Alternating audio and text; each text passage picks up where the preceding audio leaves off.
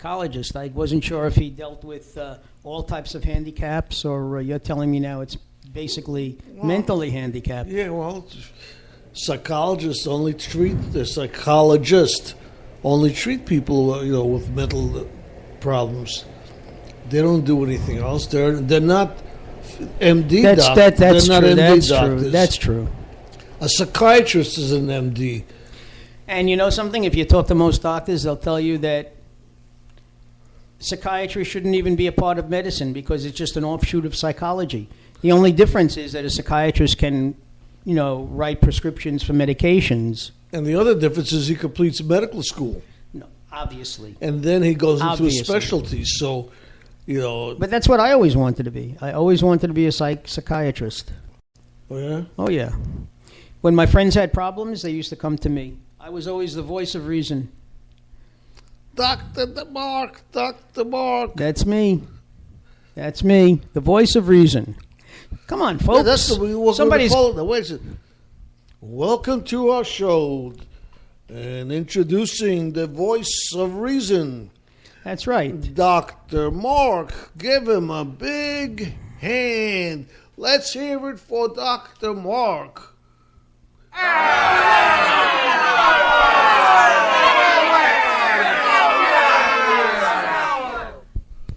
Oh, thank you, folks. You shouldn't have. It makes me feel so good. I get that tingling feeling up and down my spine when I hear applause and recognition like that. Yeah. We should all give yeah. Now, you wanted to keep it clean. I'm keeping it clean. Unfortunately, I just know what's on your mind. I'm squeaking clean after this weekend, washing so many times. Yeah, you're squeaky, all right. What was the girl's name? Squeaky what? Squeaky Fromm. The one who took shots at Gerald Ford. Yeah. But you know how she missed him? He fell down the stairs on the... he was coming out of a plane, and he fell down the stairs, and she shot just as he was sliding down. No, I'm just kidding.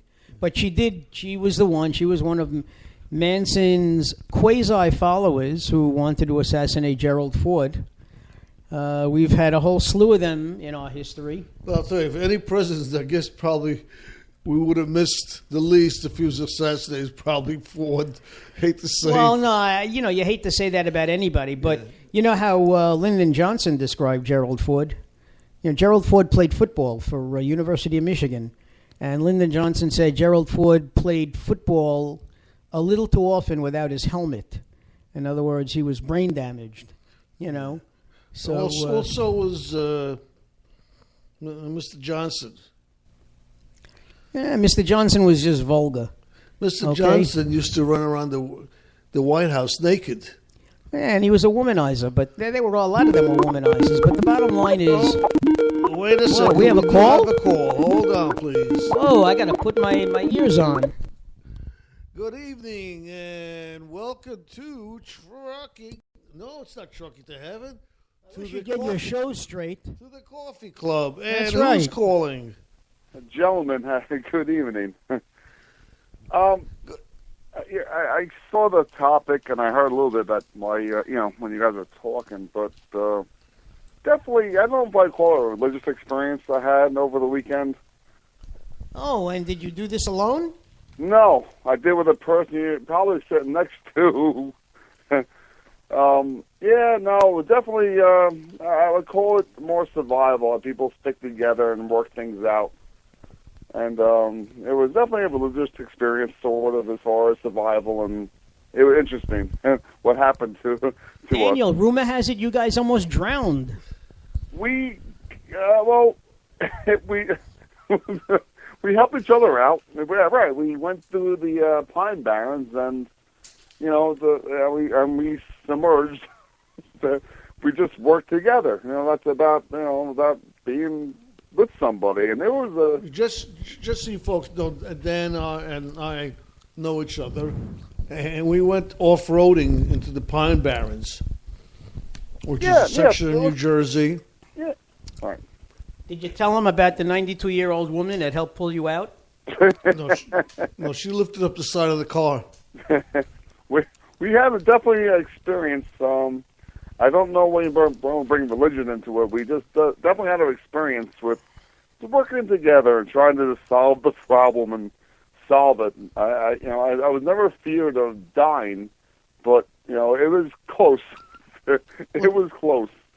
But just give you an idea, the Pine Barrens are what they are. It's a forest, or pine barrens, basically, on which there are like over 500 miles of dirt roads, unpaved, unfinished roads with a little bit of sand. And A lot of woods. a lot of woods, and it was raining the day before, so there's a lot of water. And we're driving on this one road, probably, pretty bumpy road, for about a good 30 minutes maybe, just heading due north, waiting, just trying to get out of the woods, when we saw this one pretty big, I don't know what you call them, puddles, I guess, but a very big puddle. don't say. I was just gonna say, don't say puddle. Yeah, I mean, I don't know what else to call it. It's not a, it's not a pond, but anyway, this rather large part of the road was water, and we looked at it and we went around it. We went into the trees and drove around it to avoid it. And then there was another one that came up after that, and that one we didn't really see any route, to go around it. And we did see another truck coming up the opposite direction, so we assumed that it was okay to go through. So as usual, when I get into these situations, I always try to hug to the side of the road.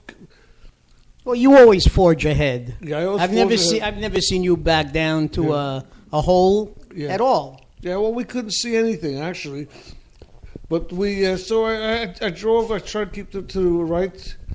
Went right in. The nose went down. Water went over the hood, over the top of the car. Really? Splashed over everything. The back of the car just dropped, and we were in a sinkhole. Well, I was going to say, from the way you described it to me over the phone, it sounded like something out of the Keystone Cops, where they're riding in these old-fashioned cars, and they're going about as fast as they can, and all of a sudden they come to a sinkhole, and they just flat out stop. It is. We went right in and just stopped. Yeah. I mean, that was it. Mark, that's what happened. We just stopped and just kept thinking. We stopped dead in the road. So we had cared no- too much. But the moral. I think the moral of the story with Felix and I is that it's survival. And, I said, look, you sleep in the back, I'll sleep in the front. We'll stay here tonight because I knew. We both knew that the chance of us getting rescued was probably slim to none, but we did get rescued. Yeah, we called. I was amazed that your cell phones work, Yeah, because they usually were it's very hard to get service there. We called the police. Yeah. And I asked them if they asked me where I was, and I said, I don't know. I'm in the middle of the woods. So I'm in the middle of 500 miles of the Pine Barrens. I said, I'm not quite sure exactly where I am. I said, but I have my phone. Can you look against my GPS? She goes, no, we can't do that. It's against the law unless it's a life and death situation. As the car is sinking lower and lower, right? Yeah, right. So anyway, but she connected me with the Environmental Protection Agency, which connected me with the forest. The rangers, yeah.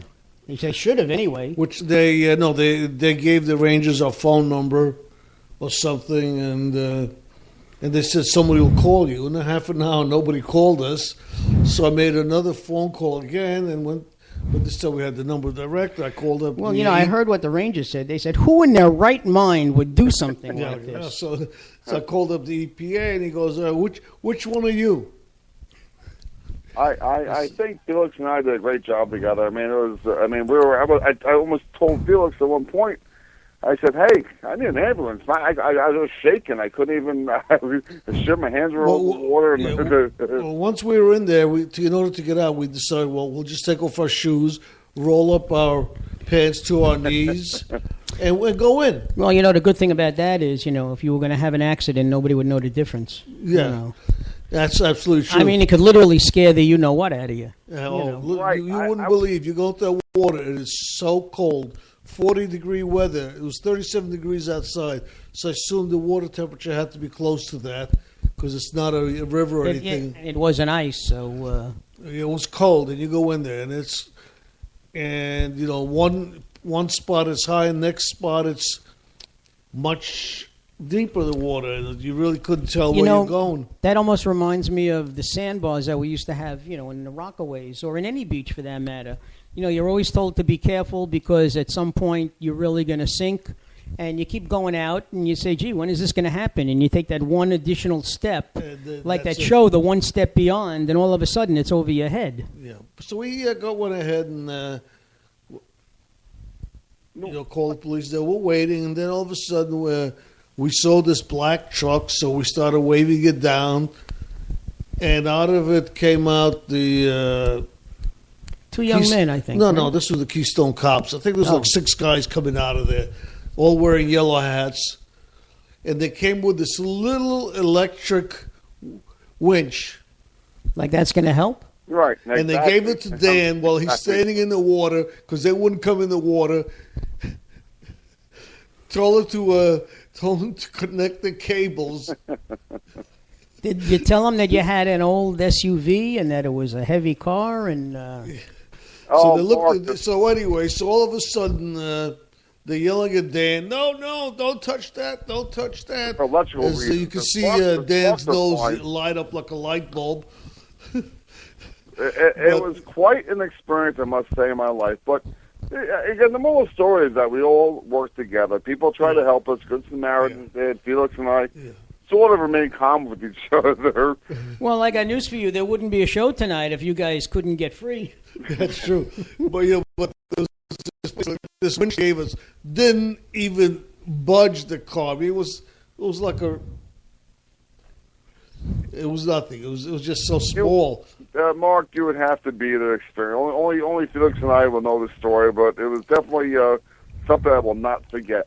Well, I am definitely a coward. Yeah. So, bottom line is, I'd rather forget about I'm glad I wasn't there. In fact, that's exactly what Felix told me when I called him up. I wanted to know the progress of your excursion, and he said, "What are you talking about?" He says, "I'm driving in my bare feet." He said, with the pants rolled up to here. He said, "We're soaking wet. We're lucky we got out." And when I tried to put on my shoes, my feet were so swelled, I guess, in the cold. I'm not sure that I couldn't get my shoes on. And the bottom of my car is now got to get detailed because it's full of water. It's not sealed? The water was above the doors. Oh. We had to open up the door to get out. Oh, God.